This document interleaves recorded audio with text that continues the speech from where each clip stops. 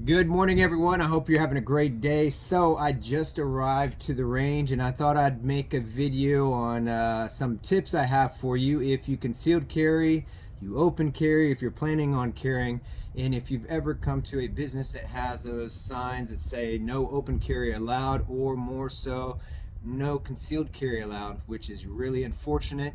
And I'll give you my perspective later. I think it's important to have a free exchange of ideas. So by the way, if you're a police officer on my page, I would love to get your perspective on some of the things I cover, or anybody for that matter. Give me your perspective. So without further ado, handgun safety is of the utmost importance.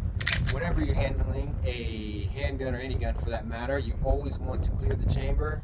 Make sure it's completely unloaded. There's nothing in there. A lot of people injure themselves simply cleaning their guns, or more so handing a gun off to someone else.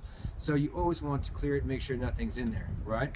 The next thing is, by the way, this is my beautiful, sexy, and elegant Glock 19 for all you Glock haters out there. I love it. So if you've walked up before and you see those signs, I think one of the worst things you can do is leave your gun in the car, because theft happens all the time. And so I think that, by leaving your gun in the car, someone steals it. Worst case scenario, they don't do anything bad with it. I mean, best case scenario, they don't do anything bad with it, but worst case scenario, they go and use it to commit a crime. So what I think is a good idea to do is to simply remove the slide. Okay, I put it in my pocket. Women can put it in their purse. For those men that are now bringing back the fanny pack, you're a better man than I am. I can't do it. So the only part I leave in my car is the lower end, right? I do take my lovely TLR 7 off because I'm not made of money, and this boy was very expensive. I think maybe like $165 that I paid for it. So I'm not leaving that bad boy behind. But anyways, I like to disassemble it, and take some of it with me, take the slide with me, and my light, of course, so that nobody can, if they break into my car, unfortunately, they can't take everything and use it on someone else. So that's my tip. Safety tips, of course, keeping your finger straight and off the trigger is something that I'm ingrained after years of doing. Many people make the mistake of putting their hand in their finger in the trigger guard, right? My Glock, for example, does not have a safety. Some guns do have a safety. I prefer not to have a safety on mine for a couple reasons. One of the reasons is that I don't want to have to take off the safety if I have to use it. The other reason is I think that having a safety on your gun, it might sound counterintuitive, makes you lazy and can lead to the mistake of thinking your gun is on safety when it's not. But if you're accustomed to having your finger straight all the time and off the trigger until you're ready to fire on whatever target you're going to fire on, you're good to go. So my last tidbit that I wanted to talk about those signs, and especially for business owners, if you're a business owner on this page, I want to try to understand the logic behind putting, you have open carry and concealed carry.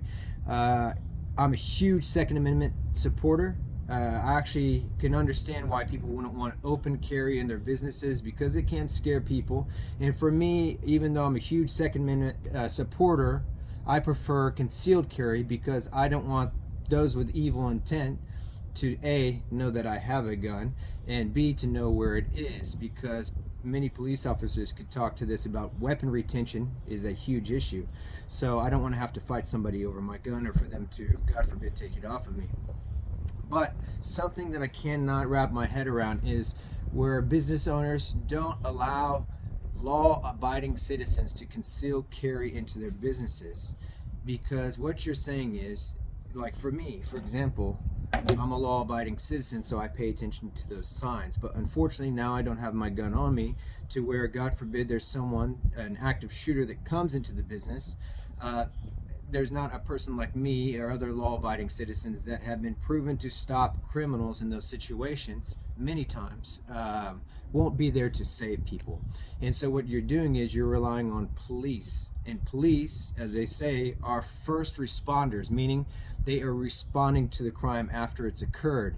And so to give you an idea, when you're thinking about this, if an active shooter In San Antonio, from my understanding, you can correct me if I'm wrong, I think the police response time is more or less 7 minutes.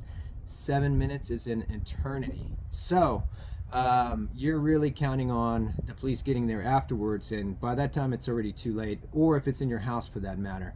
7 minutes is a long time, so you should have the right to protect yourself, to protect your family, and to protect other civilians as well. So let me know your thoughts. Also, tell me what you're going to be for Halloween. I'm very excited because I haven't dressed up for Halloween in a long time. And I'm dressing up this time, and I'm not going to tell you what it is, but it's from one of my favorite movies when I was a kid, and everybody loved this movie, or most people loved this movie when they were younger too. So that's just a hint. Anyways, have a happy Friday and a great day.